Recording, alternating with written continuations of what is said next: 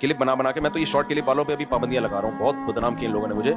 मैं खुद देख रहा होता हूँ हर दफा लतीफा लतीफा लतीफा लतीफा। बे यार मेरी शख्सियत को क्या बना के पेश कर दिया तुमने दुनिया के सामने यार। कल मुझे इतना गुस्सा आया, मैंने कहा कोई ढंग की बात भी कर लो मुफ्ती साहब, खुद अपने आप को मैं कह रहा हूँ, हालांकि मैं ढंग की बातें कर रहा हूँ, 1.5 घंटों के बयान में लतीफे थोड़ी चल रहे होते हैं, लेकिन शॉर्ट क्लिप वाले सिर्फ लतीफा और शादी निकालते हैं उससे।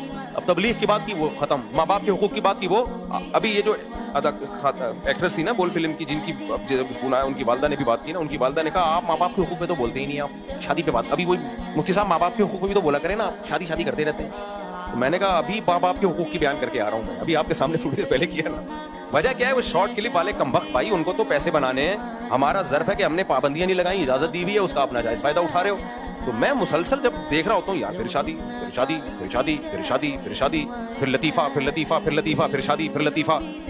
मैंने कल अहमद तालिब को फ़ोन किया, मैंने कहा इन सबको स्ट्राइक दे दे के कमबख्तों को उड़ा दो सब, कोई पत्थर से ना मारे मेरे दीवाने को, बम का ज़माना उड़ा दो साले को। मेरा इमेज मैंने कहा 2 टके का नहीं छोड़ा इन्होंने यार। कोई जिसने मेरे प्रॉपर वे में बयानात ना सुने वो तो क्या बोलेगा यार, ये क्या कर रहे हैं। तो मैं नहीं कर रहा मेरे भाई, ये शॉर्ट क्लिप वाले कर रहे हैं पूरे।